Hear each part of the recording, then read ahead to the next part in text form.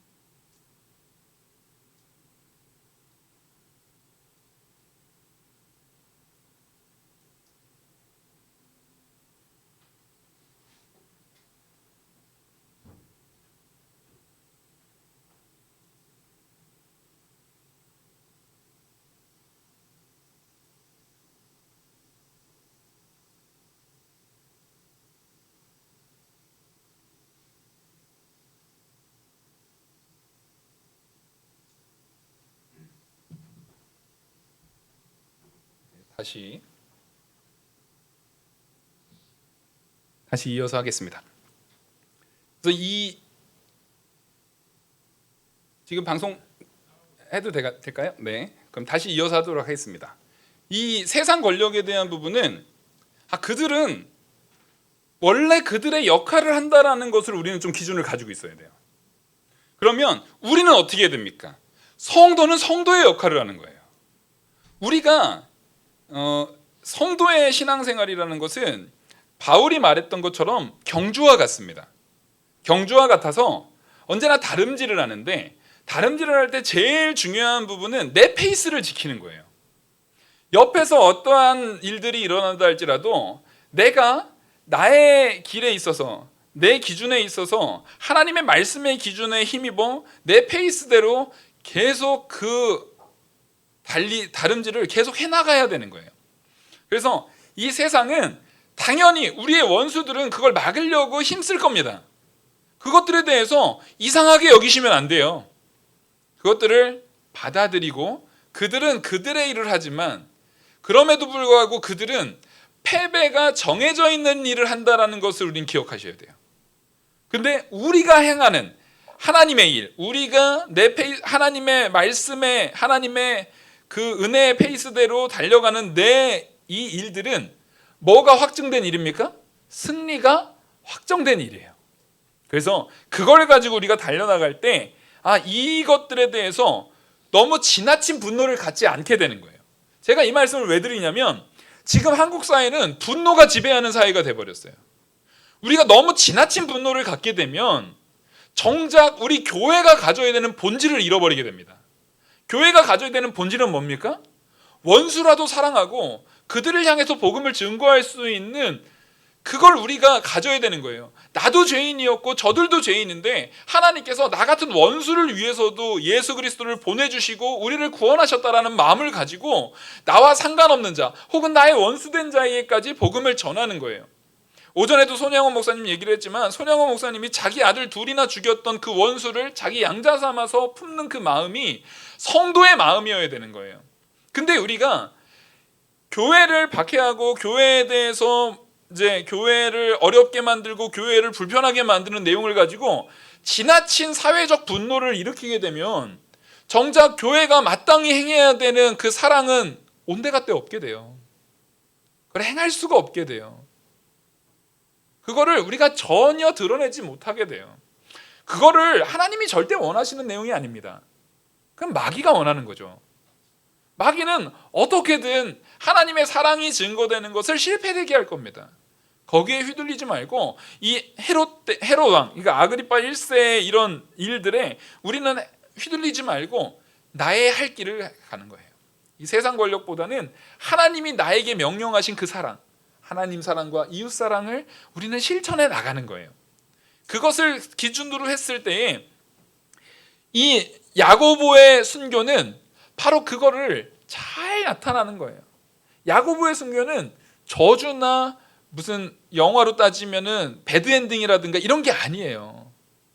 오히려 야고보는 자기가 죽을 걸 알면서도 지속적으로 뭘 한 겁니까? 야고보가 순교당할 때 가만히 있었는데 순교당했겠어요? 빌미가 있어야 되잖아요. 그 빌미가 뭐겠습니까? 지금 베드로한테 계속 스데반 집사님 죽일 때도 그렇고 베드로한테 계속 협박했던 게 뭐냐면 그리스도 전하지 마라. 예수 그리스도 전하지 마라. 정말 네가 아무튼 예수 그리스도 절대 전하지 마라. 그걸 계속 강조했거든요. 몇 번을 얘기를 했어요. 지금 그러니까 이 야고보 사도는 예수님의 동생 야고보가 아닙니다. 그 사도 요한의 형제, 우리가 세베대의 아들 야고보와 요한이라고 하잖아요. 그 세베대의 아들이에요. 그 세베대의 아들 그 사도인 야고보예요.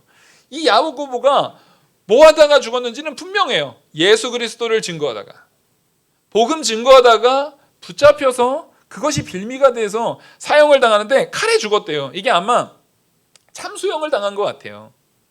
그러니까 우리가 볼 적에는 참 가슴 아픈 일인 것 같지만 하나님께서 그 야고보 사도를 가장 귀한 은혜의 순교자의 면류관을 씌우시면서 받아주신 겁니다. 그것도 첫 번째로, 사도 중에 첫 번째로. 이후의 사도들은 다 순교당합니다. 사실상 이제 사도 야고보의 형제인 사도 요한만 유배지에 가가지고 반모섬에서 거기에서 이제 노년에 죽지만 사실상 그것도 일종의 이제 유배지에 가서 죽은 건데 하나님께서 그에게는 순교의 잔을 주지 않고 뭐예요? 복음 계시록까지 다 기록하고 죽어야 되는 그런 사명이 있기 때문에 순교하고 싶다고 해도 아무나 순교하는 건 아니에요. 아니 이 형제였던 사도 요한은 90세가 넘게 삽니다. 당시에 기본적인 평균 수명을 따지면은 다른 사람보다 거의 3배 산 거예요. 3배. 그만큼 하나님께서 그 사람에게는 뭐 할 일이 많았던 거예요? 해야 되는, 맡겨야 되는 일들이 많았던 거예요.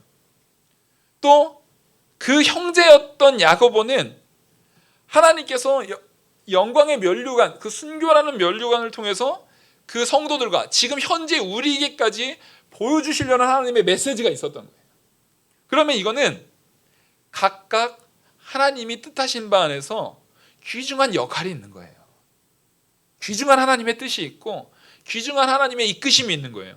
그래서 오늘 제가 일부러 야고보의 순교와 감옥에서 풀려난 베드로를 이게 대칭적으로 대비해서 지금 제목을 했거든요. 왜냐하면 우리는 베드로가 풀려난 거는 하나님의 은혜인데 야고보의 순교는 안타까워요. 물론 우리가 사랑의 마음으로 안타까워하지만 두 개 다 야고보의 순교도 누구의 은혜라는 걸 믿으셔야 됩니까? 하나님의 은혜. 베드로가 풀려난 것도 하나님의 은혜. 앞으로는 이것에 있어서 전혀 의심의 여지가 없으셔야 돼요. 야고보의 순교도 누구의 은혜입니까? 하나님의 은혜입니다. 즐거운 사건이에요? 비참한 사건이에요? 하나님의 은혜 가운데 즐거운 사건으로 우리는 받아들일 수 있어야 되는 거예요. 하나님이 영광스럽게 받으신 사건으로 받아들일 수 있어야 되는 거예요. 이걸 통해서 하나님께서 놀라운 하나님의 역사를 이루셨구나라고 우리가 믿을 수 있어야 되는 거예요. 그게 성도의 마음가짐입니다. 그러니까 야고보의 순교가 그냥 저 나쁜 놈들이 행한 악한 행동 이렇게만 바라보게 되면 그들에 대해서 우리는 불쌍히 여기거나 긍휼히 여기는 마음 없이 뭐하는 마음밖에 안 생겨요? 미워하고 저주하는 마음밖에 안 생겨요. 하나님께서는 그런 걸 원하시는 게 아니에요. 예수 그리스도께서는 본인을 십자가에 못 박아 죽이는 그 유대인들을 바라보면서도 뭐합니까? 그들을 용서합니다. 저들이 스스로 뭐 하는지도 모르고 지금 저러고 있다고 불쌍히 여겨요. 그리고 그 여인들이 울며 기도할 때 자기를 위해서 기도하지 말고 너희 자녀를 위해서 기도하래요. 이게 우리가 닮아나가야 될 모습이에요. 근데 목사님 예수님은 예수님이니까 그렇게 그거 어떻게 닮아요? 했는데 얼마 안 돼서 누가 그거를 닮았어요? 스데반 집사님이 닮았잖아요. 스데반 집사님이 그거를 보여주잖아요. 스데반 목사님도 아니고 스데반 장로님도 아니고 스데반 집사님이 그때는 집사님이 뭐 어쩌고 그런 얘기는 갖다 붙일 필요 없고요. 초대교회 아닙니까? 이제 믿은 지 얼마 안 된 거예요. 여기 계신 분들이요, 여기 누구든 다 전부 다 하나도 빠짐없이 스데반 집사님보다 오래 믿으신 분들입니다. 스데반 집사님보다 예수님을 오래 아신 분들이에요. 그러니까 우리가 핑계댈 수 있어요, 없어요?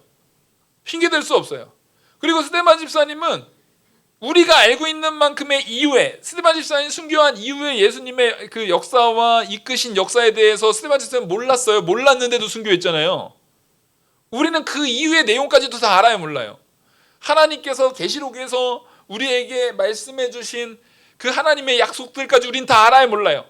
다 아는데도 우리가 그 마음을 품지 못한다면 안 돼요. 그럴 수는 없어요. 근데 그 스데반 집사님이 우리보다 이후의 일들을 모르는 상황에서도 순교할 수 있었다면, 그리고 예수님의 예수님의 십자가에 죽으시는 그 모습을 닮아나가는 모습으로 순교할 수 있었다면 그게 누구에게도 가능하다라는 걸 보여준 겁니까? 이후의 모든 성도에게도 가능하다라는 걸 보여준 거예요. 그래서 실제로 그 이후에 종교개혁 시대 이전부터 그 로만 카톨릭 시대에도 많은 사람들이 복음을 위해서 화형당하고 많이 순교했어요. 많이 순교하고 또 종교개혁 당시에도 많이 순교하고 또 이후에도 기독교 역사상 순교가 없었던 적이 없어요. 그래서 기독교 역사를 순교사로 연결한 책도 있어요. 순교사만 가지고 기독교 역사를 쭉 나열하는데 그게 최근까지 쫙 연결이 됩니다. 최근까지도 연결이 되고 있어요. 그리고 그것은 지금도 일어나고 있습니다. 어디에서요? 북한에서 여전히 순교가 일어나고 있어요. 여전히 북한에서는 순교가 일어나고 있어요. 순교사만 가지고도 전 인류의 역사를 쫙 관통할 수가 있어요. 이게 바로 하나님의 은혜인 겁니다. 왜냐하면 그 죽음은 끝이 아니라 영광의 시작이기 때문에 그래요. 하나님께서 그렇게 이 야고보를 그 스데반 집사님이 예수님을 닮은 모습으로 순교했던 모습을 보였던 이후에 사도행전에서 두 번째 나오는 순교가 사도 야고보예요. 여기서 우리가 잘 지켜볼 수 있는 건 하나님께서 사도를 제일 먼저 순교하게 하지 않고 오히려 그들이 보기에는 더 믿음이 연약할 것 같은 집사님을 가장 첫 번째 순교로, 그것도 순교 중에서 그 순교의 장면을 그렇게 드라마틱하게 자세하게 묘사한 순교는 누구밖에 없어요? 스데반 집사님밖에 없어요. 야고보 사도의 순교는 그렇게 드라마틱하게 지금 그려지고 있어요. 칼에 죽으니라고 딱 한마디로 끝나요. 칼에 죽으니 한마디로 딱 끝나요. 근데 우리는 분명히 알 수 있어요. 야고보 사도의 순교 역시 스데반 집사님 못지않게 어떻다는 걸요?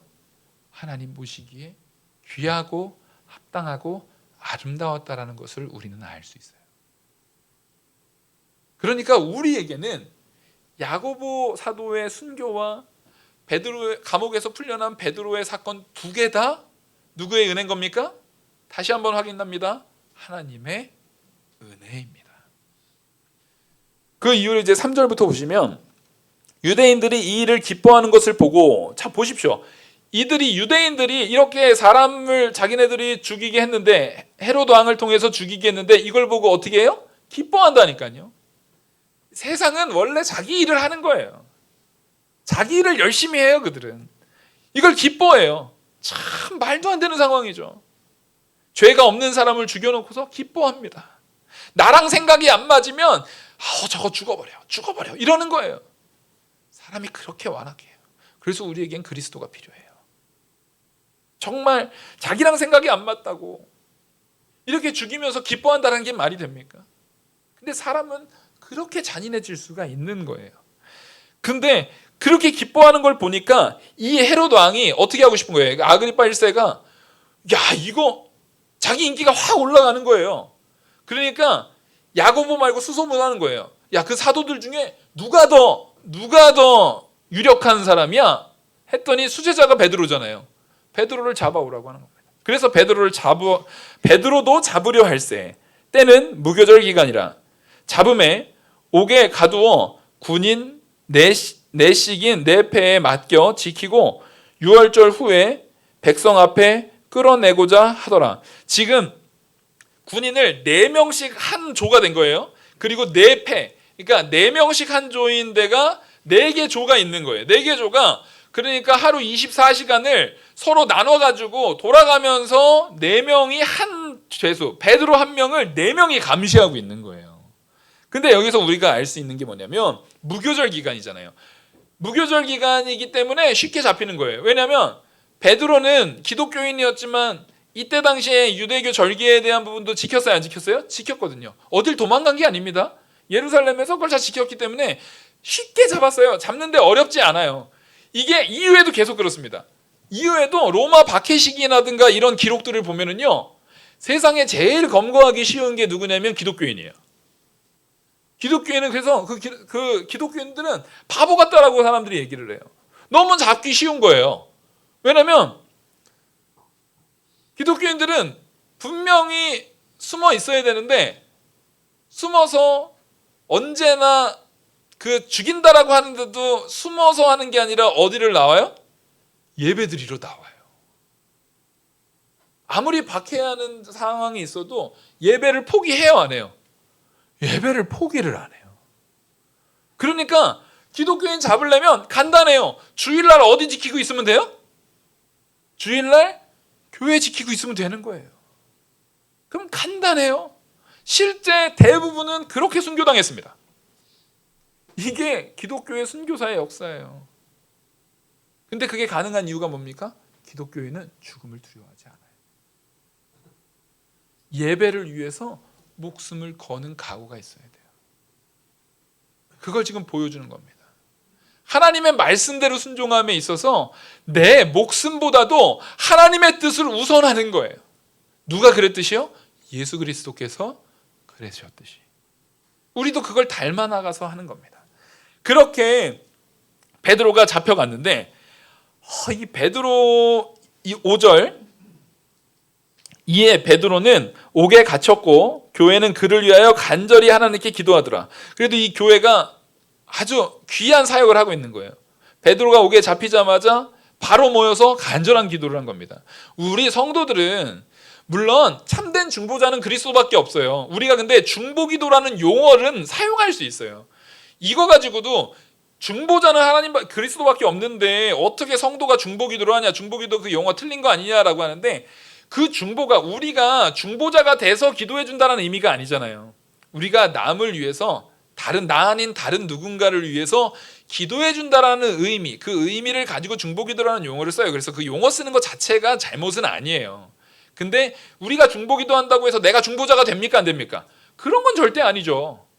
그래서 중보기도라는 용어 자체를 쓰는 것을 장로교가 됐든 무슨 다른 교단이 됐든 그거 용어 자체가 이단적이고 잘못됐다라고 말하는 데는 없어요. 근데 가끔 그런 데가 있어요.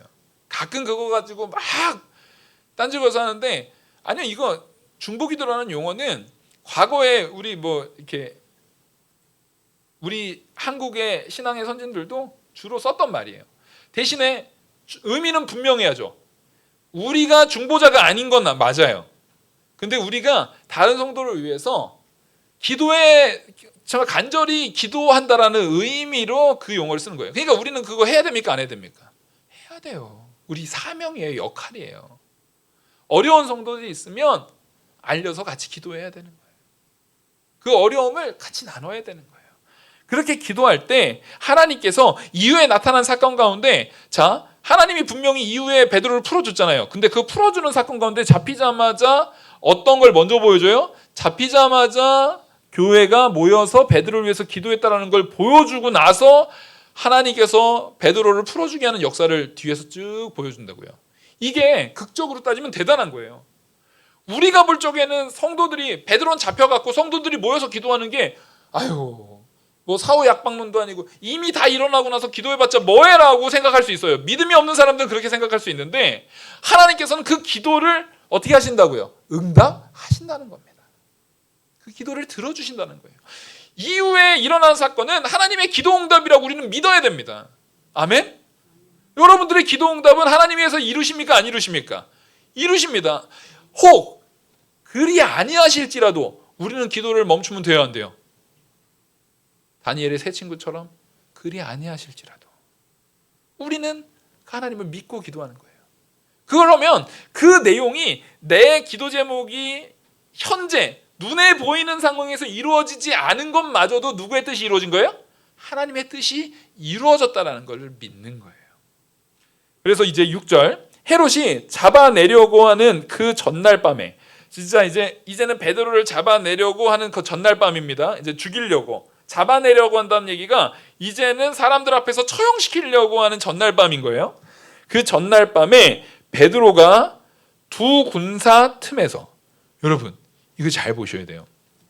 4명이 한 개 조가 돼가지고 베드로를 감시하고 있는데 얼마나 철저하게 감시하냐면 베드로가 가운데 있고요. 누가 있는 거예요? 두 군사가 있는 거예요. 쇠사슬을 묶었는데 두 군사가 아예 감옥에 같이 들어가가지고 베드로랑 같이 쇠사슬에 묶은 베드로를 양옆에서 같이 끼고 있는 거예요. 그러니까 이거는 절대 베드로를 뭐하지 않겠다라는 각오예요. 놓치지 않겠다라는 각오예요. 근데 왜 이 사람들이 이렇게까지 했냐면 당시의 로마 법은 죄인이 있는데 죄인이 특히 사형수입니다. 그냥 죄인 모든 죄인이 그런 건 아니에요. 사형수가 있을 때 그 사형수에게 붙은 파수꾼이 있어요. 사형수를 지키는 파수꾼이 있는데 만약에 그 사형수가 탈옥을 하게 되면 누가 대신 죽어요? 그 파수꾼들이 대신 죽습니다. 그것 때문에 나중에 이후에 그 19장 보시면 헤롯이 그를 찾아도 보지 못하매 그러니까 베드로를 결국엔 찾아내지 못한 거예요. 파수꾼을 신문하고 죽이라 명하니라. 파수꾼들을 신문하고 풀어주는 게 아니라 파수꾼 어떻게 된 거냐고 신문하고 누구를 못 죽였으니까요. 베드로를 못 죽였으니까 대신에 파수꾼들을 다 죽이는 거예요. 이게 법입니다. 헤롯이 열받아가지고 이렇게 한 게 아니라 당시에 법이 그랬어요. 그러니까 이들이 앞으로 돌아와서 베드로를 두 군인이 가운데 베드로 끼고 같이 감옥 안에 들어가 있는 거예요. 그리고 나머지 2명은 어떻게 하는 겁니까? 뒤에서 그 군인 두 틈에서 쇠사슬에 매여 누워 자는데 파수꾼들이 문 밖에서 옥을 지키더라. 또 2명은 문 밖에서 또 지키는 거예요. 그러니까 그 감옥 안에서 2명이 끼고 있고 또 감옥 밖에서 2명은 또 문 지키고 있고 문 걸어 잠그고 지키고 있고 이렇게 하고 있는 거예요. 그러니까 이 상황 보면 이거 도망갈 수 있어요, 없어요?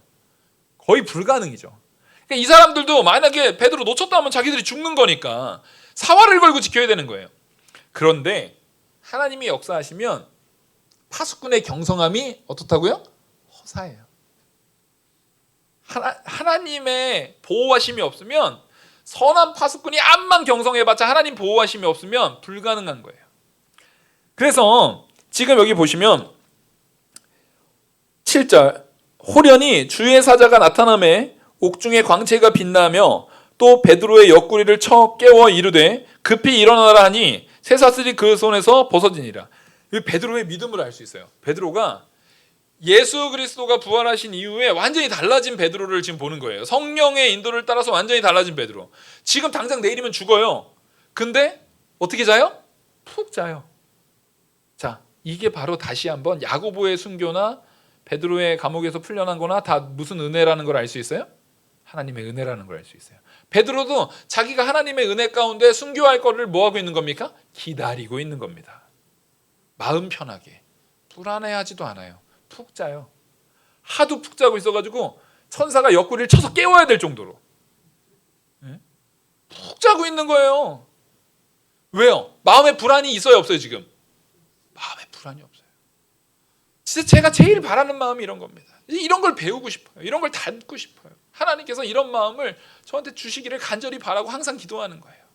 그렇게 푹 자고 있으니까 푹 찔러가지고 깨웠어요. 천사가 이르되 8절, 띠를 띠고 신으라. 이제 나갈 채비하라는 거죠. 하거늘 베드로가 그대로 하니 천사가 또 이르되 겉옷을 입고 따라오라. 한데 베드로가 나와서 따라갈새 천사가 하는 것이 생시인지 알지 못하고 환상을 보는가 아니라. 그 베드로가 아직도 비몽사몽이에요. 지금 이게 꿈인지 뭔지 모르고 있어요. 마음 편하게 나 내일이면 이제 순교하면은 주님 만나 뵐 텐데 하면서 아직 비몽사몽간에 있는 거예요.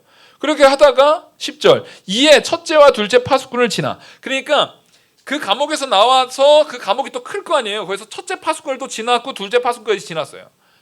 그러니까 하나님께서 역사하면은 보십시오. 감옥 안에 같이 있었던 파수꾼 한 무리, 또 그 옥 문을 지켰던 파수꾼 한 무리, 또 그 옥에 이제 큰 이제 파수꾼 첫 번째 파수꾼하고 두 번째 파수꾼이니까 총 4개의 관문을 다 통과해 버리는 거예요. 못 막아요. 그렇게 다 통과한 다음에 시내로 통하는 쇠문, 결국엔 시내로 통하는 쇠문까지도 열었어요. 그러니까 지금 이게 성 안에 있는 감옥이거든요. 그러니까 성까지 나와가지고 시내까지 나오는 때까지 막을 수 있는 사람이 있어요, 없어요? 아무도 없어요. 아무도 못 막아요. 그게 하나님의 역사입니다. 여러분, 우리가 두려워하지 말아야 될 이유가 이거예요. 하나님이 뜻하시고 하나님이 원하시면 아무리 철토한 봉쇄를 하고 철저하게 막으려고 해도 못 막아요. 뿐만 아니라 죽음이라 할지라도 우리의 구원을 막을 수 있어요, 없어요? 죽음이라 할지라도 야고보의 순교를 통해서 영원한 천국에 하나님의 기쁘신 자리에, 순교의 자리에 간 것을 죽음이라 할지라도 못 막아요. 사망이 막지를 못해요. 그래서 우리는 담대함을 가져야 되는 거예요. 그래서 그 쇠문에 이르니 문이 저절로 열려요. 자동문이 된 거죠. 자동문이 돼가지고 딱 열려서 나와서 한 거리를 지나매, 나와서 한참 또 걸은 거예요. 천사가 이제는 더 이상 따라올 수가 없으니까 천사가 싹 떠나버립니다. 그랬더니 그제야 베드로가 이제 정신 드는 거예요. 그러니까 여기까지는 거의 목류병처럼 비몽사몽하면서 따라온 거예요. 이렇게 따라왔다가 이제 11절, 이에 베드로가 정신이 들어 이르되 내가 이제야 참으로 주께서 그의 천사를 보내어 나를 헤롯의 손과 유다 백성의 모든 기대, 유대 백성의 모든 기대가 뭐예요? 베드로 죽여라. 그 기대에서 나를 어떻게 하셨다는 거예요? 벗어나게 하실 줄 알겠노라. 일찍도 알았죠.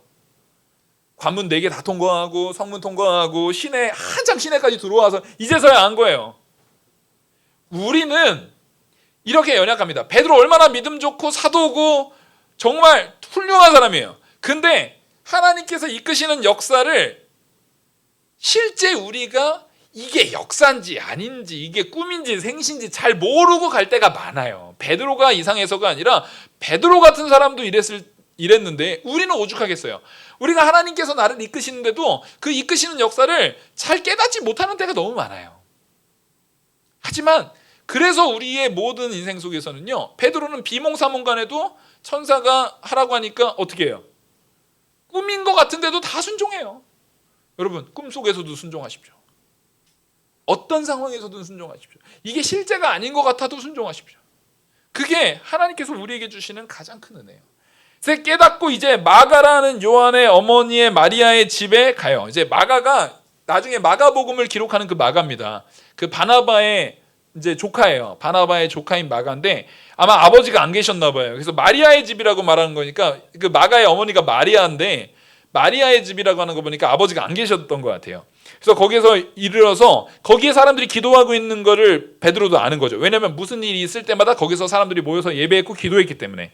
그래서 거기를 찾아갑니다. 그래서 베드로가 문을 두드리는데 이게 너무 재밌는 거죠. 로데라는 이제 여자 아이가 영접하러 나갔다가 베드로 음성 듣고 아니 문 좀 열어주고 가면 되는데 너무 기뻐서 그냥 간 거예요. 근데 이거 아까 제가 처음 시작에 그랬죠? 누가 역사하신 거라고요? 하나님이 역사하신 겁니다. 왜요? 그 뒤의 일 때문에. 성도들의 이렇게 은혜로운 과정, 은혜로운 상황 속에서도 그렇게 기도하고 베드로가 풀려나기를 기도했음에도 불구하고 정작 성도의 믿음은 하나님 보기에는 어떻다? 부족하다라는 걸 깨닫는 거예요. 여러분, 우리는 항상 내가 이렇게 연약한 자임을 깨달아야 됩니다. 지금 보십시오. 베드로가 문을 두드린데 로데가 이제 14절 베드로의 음성인 줄 알고 기뻐하여 문을 미처 열지 못하고 달려들어가 말하되 베드로가 문 밖에 섰더라 하니 그들이 말하되 내가 미쳤다. 이게 할 소리입니까? 베드로 왔대는데 여태까지 무슨 기도하고 있었어요? 베드로를 위해서 기도를 하고 있었는데 정작 베드로가 왔다고 말하니까 에이 너 미쳤냐 너? 이러고 있는 거예요. 무슨 소리야? 그러면서 하는 얘기가 한술 더 떠요. 여자애가 힘써 말해요. 아닙니다. 진짜입니다. 참말입니다. 베드로가 지금 근데 그들은 또 그 말을 탁 묵살하면서 야 그러면 그거 천사야. 베드로는 이미 죽었고 16절 베드로가 문 두드리기를 그치지 아니하니 그들이 문을 열어 베드로를 보고 놀라니라. 이거 놀라기 전까지 그 천사다. 베드로는 이미 죽었고 천사 온 거다 이렇게 말하는 거예요. 근데 계속 두드리니까 그제서야 보고 놀래요. 이상하죠? 원래는 기도를 했으면 기도가 이루어지면 놀래야 돼요? 기뻐해야 돼요? 기뻐서 놀래야 되는데 이거는 기뻐서 놀란 게 아니라 그냥 놀래고 기뻐하는 거예요. 우리 항상 이렇게 해요. 우리의 연약성이에요. 우리가 이렇게 여기 지금 믿음이 얼마나 좋은 사람들입니까? 믿음 진짜 좋은 사람들이에요. 근데 그렇게 믿음 좋은 사람들이라 할지라도 따라하겠습니다. 하나님의 역사는 성도가 감히 상상할 수도 없다. 이들이 믿음이 나쁘거나 한심해서가 아니에요. 하나님의 역사가 우리의 상상을 하득히 넘어서기 때문에 그래요. 그러니까 우리는 무슨 일이 있어도 놀라지 않을 준비를 어떻게 해야 돼요? 해야 돼요. 내가 무엇을 구하든 어떤 걸 구하든 그것보다 더 큰 역사로 누가 이루신다? 하나님이 이루신다. 그러니까 기도해야겠습니까? 안 해야겠습니까? 정말 열심히 하셔야 돼요. 많이 하셔야 돼요. 많은 기도 제목을 하세요. 많은 내용을 기도하세요. 그러면 내가 생각했던 것에 훨씬 넘어서는 하나님의 역사를 우리에게, 우리 영화교회에게, 그리고 각 가정에게, 각 개인에게 보이실 줄 믿습니다. 그 우리 믿고 기도하는 거예요. 그랬더니 이 사람들이 놀랐어요. 그래서 베드로가 이제 말합니다. 17절 베드로가 그들에게 손짓하여 조용하게 하고 주께서 자기를 잠잠히 시키는 건 뭐냐면 사람들이 얼마나 기뻐서 막 했을 텐데 지금 중요한 것은 서로 기뻐서 으쌰으쌰하는 것보다 뭐가 중요하다는 거예요? 하나님의 뜻을 듣는 게 중요하다는 거예요. 말씀을 듣는 게 중요하다는 거예요. 그게 교회의 본질이에요. 교회는 막 분주한 거 그거 교회 좋아하는 거 아니에요.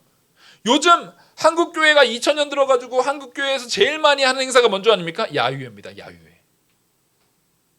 어쩌다가 이렇게 됐어요? 한국교회가 제일 많이 하는 게 주말만 되면은요 버스들이 그냥 막 질비해요. 근데 그 질비하는 버스들 보면은 꼭 있어요. 무슨 교회? 권사회. 무슨 교회? 1권사회, 2권사회, 3권사회, 장로회, 1장로회, 2장로회. 아주 매주 빠짐없이 가요. 단풍 시즌 되면은 난리도 아니죠. 물론 우리가 교제를 위해서 그런 거 전혀 하지 말라는 얘기가 아닌데 제가 볼 적엔 지나치게 많아졌어요. 지나치게 많아졌어요. 우리가 정말 추구해야 되는 것은 서로 교제도 필요하죠. 근데 그 교제가 꼭 그렇게 우리가 먹고 쓰고 흥청망청 하는 걸로 교제가 아니라 그 돈 가지고 주변 이웃들에게 나누면서 할 수 있는 교제도 있잖아요. 그런 걸 고민하는 게 아니라 내가 낸 헌금 가지고 우리가 먹자. 그러면 그게 우리가 서클 하는 거랑 뭐가 달라요? 그냥 동창회입니까? 이거? 회비 모아다가 많이 모아졌으면 우리끼리 먹고 써요? 근데 2000년 이후에 한국 교회에 제일 많이 늘어나는 게 그거인 것은 누구도 부인 못하는 사실이에요. 그걸 하나님께서 원하시는 거 아니에요. 바로 그 자리에서 베드로가 말하는 것은 잠잠히 시키는 거예요. 잠잠히 시키고 뭐부터 하는 겁니까? 말씀부터 전하는 거예요. 하나님 말씀부터, 하나님의 뜻이 어디 있는지부터 알려주는 거예요. 하나님의 뜻이 어디에 있는지부터 먼저 알게 하는 거예요. 그래서 그들에게 이제 조용히 시킨 다음에 자기를 이끌어 오게 나오게 한 일을 말하고, 또 야고보와, 여기서 야고보는 당시에 이제 초대교회의 지도자였던 예수님의 동생 야고보입니다. 야고보와 형제들에게 이 말을 전하라 하고, 이 말을 지금 야고보에게 전하라고 말하는 것은 뭐냐면, 거기에 있는 사람들이 전체가 아니었기 때문에 야고보가 그 자리에 없었나 봐요. 근데 야고보가 교회의 어른이에요. 가장 교회의 어른이기 때문에 이게 뭐냐면, 이 일들에 대한 부분을 앞에서 우리가 나눴죠. 모든 교회의 일들에 있어서는 공식적으로 뭐가 있어야 되는 거예요? 상회에 보고하는 일이 있어야 된다는 거예요. 우리가 언제나 상회에 보고하는 일을, 베드로는 옥에서 풀려난 이 사건에 대한 부분도 뭐 하지 않아요? 멈추지 않아요. 앞에서 고넬료에 있었던 일도 야고보와 그 상회에 보고했던 것처럼 지금 일어났던 이 하나님의 일에 대한 부분도 모두 교회의 권위에다가 보고하고 일하는 거예요. 여러분, 이거 되게 중요한 겁니다. 그렇게 보고하고 나서 베드로는 이제 가요. 왜냐면 거기 있으면 베드로를 찾으려고 이 사람들이 올 거 아니에요. 거기에 베드로가 있으면 거기 있는 사람들이 다 문제가 있을 수 있기 때문에 베드로가 그렇게 절하고 그렇게 전화하고 나서 싹 이제 다른 곳으로 나갑니다. 그때 18절, 날이 샘에 군인들은 그제서야 이제 베드로가 없어진 걸 알게 된 거예요. 그래서 베드로가 어떻게 되었는지 알지 못하고 적지 않게 소동하니 헤롯이 그때 이제 그 사람들 추궁하고 죽이는 일이 일어나는 겁니다. 이게 바로 야고보의 순교부터 이어지지만 하나님께서 베드로를 풀어주는 역사까지 보여주는 하나님의 은혜의 역사예요. 다시 한번 말하지만 누구의 순교도 하나님의 은혜입니까? 야고보의 순교도 하나님의 은혜예요. 베드로가 풀려난 것도 하나님의 은혜예요. 그리고 그걸 통해서 사람들이 기도를 했음에도 불구하고 베드로가 풀려난 걸 믿었어요, 안 믿었어요? 안 믿고 있었어요. 그걸 깨닫게 한 것도 하나님의 은혜예요. 나의 부족함을 깨달은 거예요. 그것도 하나님의 은혜예요. 여러분, 우리가 하는 연약한 요소도 있어요. 실패되는 요소도 있어요. 부족한 부분도 있을 수 있어요. 어느 때는 사람들이 보기에 우아할 정도로 굉장한 놀라운 일들을 내가 성취해낼 수도 있어요. 근데 그 모든 과정 가운데 우리가 좌절하지도 말고 교만하지도 말고 하나님의 은혜인 줄 알고 하나님만 자랑하는 저와 우리 영화교회 모든 성도님이 되기를 간절히 소망합니다. 기도하시겠습니다. 은혜와 사랑이 많으신 하나님 아버지, 하나님이 이끄시는 은혜를 바라보며 목도하고 순종하며 오직 하나님만 자랑하고 하나님께만 영광 돌리는 우리들 되게 이끌어 주시옵소서. 이 모든 말씀 살아계시는 우리 주 예수 그리스도의 이름으로 기도 올리옵나이다. 아멘.